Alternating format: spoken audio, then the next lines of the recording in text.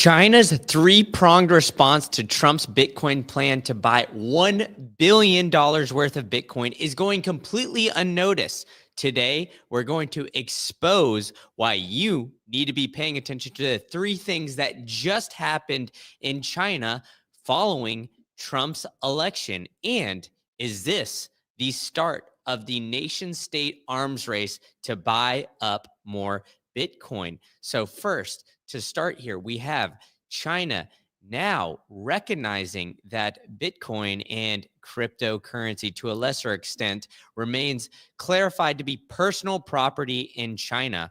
Although it is still banned from businesses, meaning businesses cannot hold it on its balance sheet, cannot accept it for payment, China is now flipping the script a little bit here on Bitcoin, where it is now ruling that it is personal property. That means it's going to be treated differently, it's going to be taxed differently, and the crypto community, or at least that's what they're highlighting here, including Bitcoin advocate Max Kaiser, is interpreting this as a significant shift in what China has been a growing Bitcoin influence. Now, another thing that happened that was absolutely monumental is Hong Kong's largest digital bank is now launching retail crypto trading. So it is a little bit of shitcoinery going on, but they're starting to recognize and start to come around to what it is of Bitcoin and digital assets. So Hong Kong, what is their relationship to China? If you look at Hong Kong's relationship to China, they have this Stock Connect scheme, which links the Hong Kong Stock Exchange to the Chinese equities market. So it is also thought that Hong Kong plays sort of a shadow role when it comes to China, that China controls Hong Kong, and everything that happens in Hong Kong initially is started, or that is going to happen in China is initially started in Hong Kong. So this is a very big move for Hong Kong's largest virtual bank to now launch a new service allowing retail users to buy and sell Bitcoin, Bitcoin and Ethereum using fiat and using their bank accounts. This very thing brings a ton of new money and a ton of new eyeballs to Bitcoin and the cryptocurrency, to a lesser extent, market. But, when did all of this start? When did China start to, maybe flip the script a little bit of it? I think it all started when Hong Kong got the subtle nod from Beijing to show some crypto ambition there, and this was dated back in February 21 of 2023. So since that time, we had China ban Bitcoin mining. We've had China very strictly come down on Bitcoin and everything, and throw a bunch of regulations on there. But Hong Kong is now starting to come around to it as well. And on top of that, we had Hong Kong launch some Bitcoin ETFs, which have been a major success. They've had now $2 billion worth of assets under management for the Hong Kong Bitcoin ETFs. Many were saying this would be the largest ETF launch behind the United States. And it seems like, that was the initial start. So, Hong Kong has been very friendly initially when it first launched, although the Hong Kong Stock Exchange does give Chinese investors access to that equity market.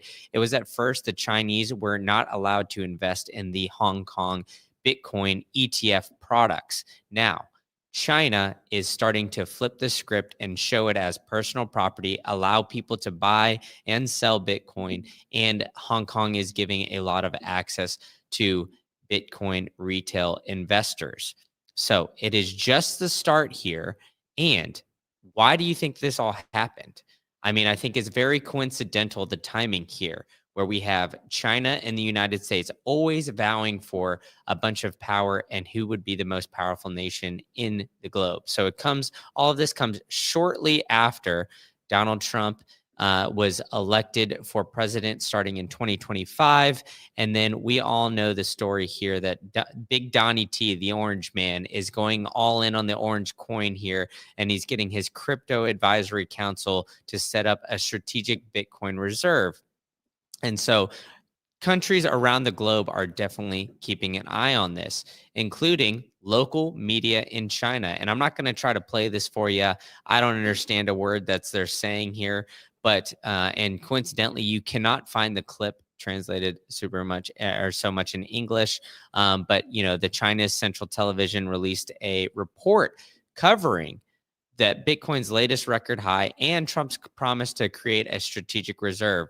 So, the Bitcoin news is saying the geopolitical game theory is taking way in full swing. And I could not agree more here. It's all going to be vowing for power, who can control and own the most Bitcoin, whether it's Bitcoin mining, whether it's purchasing up Bitcoin for a strategic reserve. Everybody around the globe is taking notice. Nation states are now definitely a part of that race, and they're going to be vying for the most amount of Bitcoin possible to see how they can, build their strategic reserve and keep everything going. Now, how big is China potentially embracing Bitcoin? It's absolutely huge. So for those who don't know, China, second biggest economy in the world, a GDP of 17.8 trillion about, and that would make it's the second biggest GDP just behind the United States. But as you can see here, the United States and China are leaps and bounds in front of everybody else. The third biggest GDP is only $4 trillion there in Japan, which is 4 times less than China. So it's really United States and China are the two top dogs. Who's going to be vouching for that and getting the most Bitcoin exposure? It seems like it's an arm race. So China is very much keeping a very close eye on the whole situation that the U.S. plays about. But like I said, why do I think that it is the U.S. influencing what is going on in China and not anywhere else? Well, let's look at where China is located. China, obviously, very big Southeast Asia country. But what we got around here? We got Myanmar, we've got Laos, we've got the Kingdom of Bhutan, we've got India, we've got all these other big countries. Korea, North and South Korea, Japan, even Mongolia, all these other big giant countries. But why did I first point out Myanmar and the Kingdom of Bhutan? Well, earlier this year, it was found out that the Kingdom of Bhutan has been buying on-chain Bitcoin and mining millions of Bitcoin and has become one of the biggest Bitcoin holders in the world. And as a very small nation, they've been continuing to stack Bitcoin. But even with the proximity that they've had to China, nothing came about from the Kingdom of Bhutan. This little guy right here, you got to zoom in all the way just to get and see how big the Kingdom of Bhutan is comparatively to China. And China, seeing all this going on in Kingdom of Bhutan, did not implement them a big Bitcoin strategy. Now, on the flip side of things, you see Trump get elected.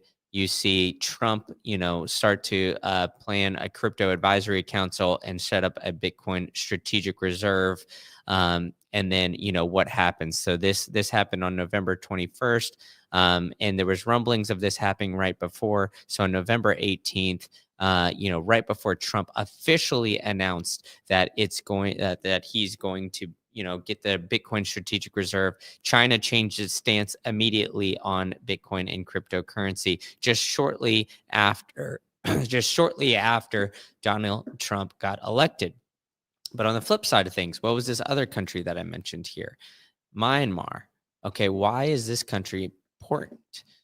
Well, Myanmar actually adopts Tether as its official currency here not too long ago, updated in May of 2023, and it was published on December 13th of 2021.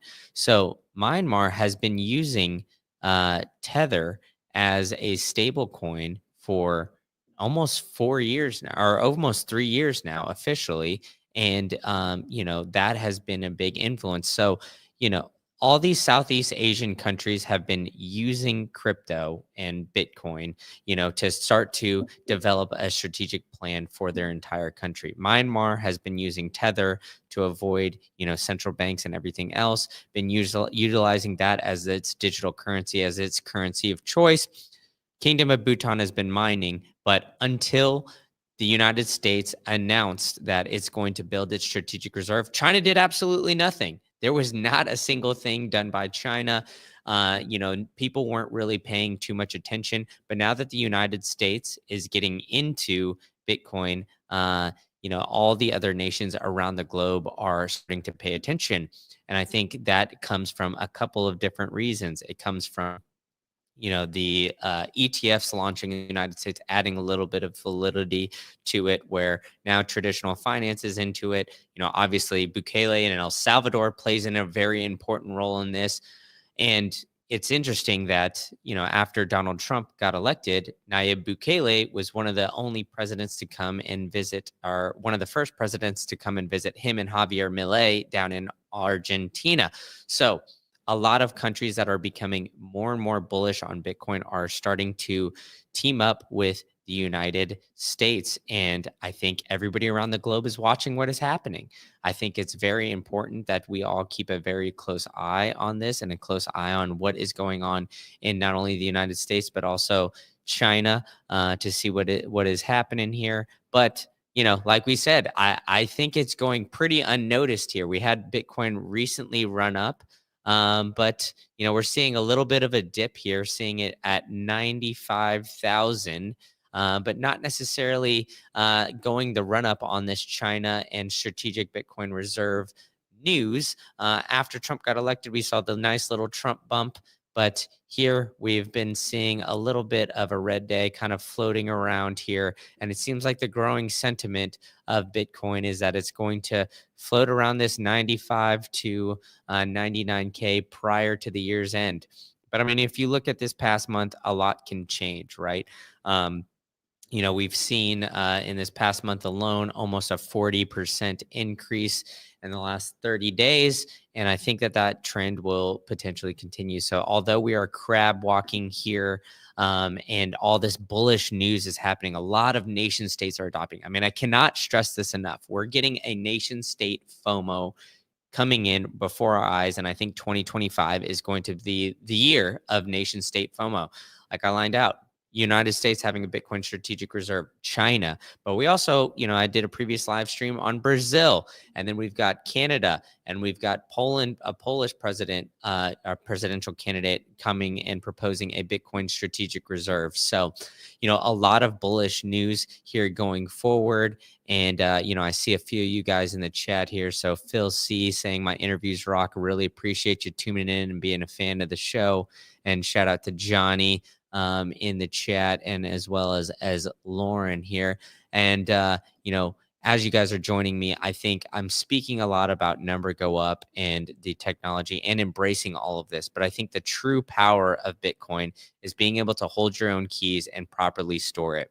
Stampseed is the industry standard on how to store your seed phrase. You don't want to have it on paper. You don't want to secure your entire generational wealth on a piece of paper. You want to keep it on something solid like titanium. You can get yourself a punch plate that has been absolutely battle tested from the top to the bottom. It's been dumped in acid. It's been left at the bottom of an ocean for a year's time. It's been left in snow. It's been done everything. But you can use promo code Green Candle to get 15% off of your entire Stampseed punch plate kit, or just a separate kit if you want to store multiple seed phrases.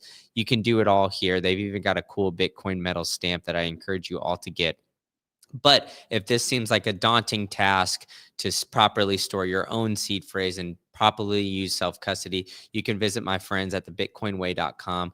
Go to bitcoinway.com/green candle, and you could set up an appointment. I'll give you guys a free 30-minute consultation by utilizing this. They're working around the clock. So if you don't see a good time for you, be sure to check out a later date. They've got people all over the globe looking to help you properly secure your Bitcoin, help you properly, use the correct malware and everything along those lines. And also, get to that proper Plan B passport if you're looking to it. But, I appreciate you guys all joining in here. We've also got Thriller Bitcoin asking when 100K. I've got the bet going before the end of the year. So, I'm hoping for me and my spice tolerance that we get 100K before the end of the year, but I think it's going to be coming soon. I think there's a lot of catalysts coming, and there's a lot of nation state adoption. So be sure to be tuned in. I appreciate you guys joining. Hit that like button, hit the subscribe button,